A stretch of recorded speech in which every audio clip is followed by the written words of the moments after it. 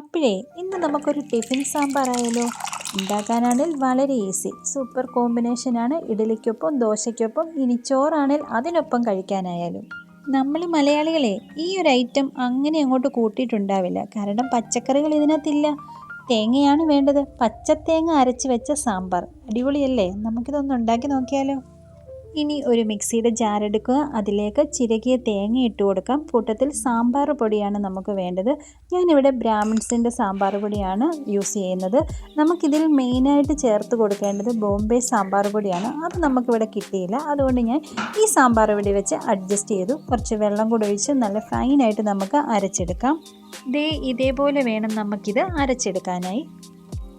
ഇനി നമ്മളൊരു കുക്കർ എടുക്കുന്നു, അതിലേക്ക് വാഷ് ചെയ്ത് വെച്ചിട്ടുള്ള നമ്മുടെ സാമ്പാർ പരിപ്പ് ഇട്ട് കൊടുക്കുന്നു. പിന്നെ ഒരു തക്കാളി ഇതേപോലെ അരിഞ്ഞ് അതുകൂടെ ഇട്ട് കൊടുക്കാം. വീണ്ടും കുഞ്ഞുള്ളി നമ്മൾ തോലൊക്കെ കളഞ്ഞ് അത് കഷ്ണങ്ങളൊന്നും ആക്കണ്ട, അതേപോലെ തന്നെ നമുക്ക് ഇട്ട് കൊടുക്കാം. പിന്നെ ഒരു 2 പച്ചമുളക് ഞാൻ എടുത്തിട്ടുണ്ട്.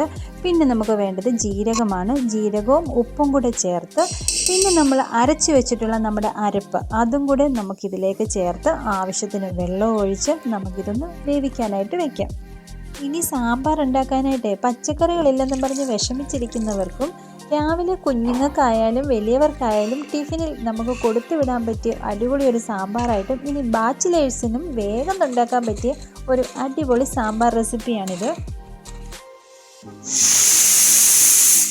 അങ്ങനെ നമ്മുടെ ടിഫിൻ സാമ്പാർ ഇവിടെ റെഡി ആയിട്ടുണ്ട്. ഒറ്റ വിസിലടിച്ചാൽ മതി, സാമ്പാർ റെഡി. ഇനി ഇതെല്ലാം കൂടെ ഒന്ന് ഇളക്കി കൊടുത്ത് നമുക്കിതിലേക്ക് അടിപൊളി ഒരു താളിപ്പൂട് ഒഴിച്ചു കൊടുക്കാം. അതിനായി വെളിച്ചെണ്ണ എടുക്കുക, ചെറിയുള്ളി, വറ്റൽമുളക്, കറിവേപ്പില, കടുക് ഇത്രയിട്ട് ഇതൊന്ന് താളിച്ചതിന് ശേഷം നമ്മുടെ സാമ്പാറിലേക്ക് ഒഴിച്ചു കൊടുക്കാം. എന്നിട്ട് ജസ്റ്റ് ഒന്ന് ഇളക്കിയെടുത്താൽ മാത്രം മതി. നമ്മുടെ ടിഫിൻ സാമ്പാർ ഇവിടെ റെഡി ആയിട്ടുണ്ട്. ഇനി നമുക്കിത് ചൂട് ചോറിനൊപ്പോ, ഇഡലിക്കൊപ്പോ, ദോശയ്ക്കൊപ്പോ എന്തിൻ്റെ കൂടെ വേണേലും കഴിക്കാൻ അടിപൊളി സാധാണ്. നിങ്ങളെല്ലാവരും ഒന്ന് ട്രൈ ചെയ്ത് നോക്കണം. എന്നിട്ട് നിങ്ങളുടെ അഭിപ്രായം കമൻറ്റിൽ അറിയിക്കുകയും വേണം. താങ്ക്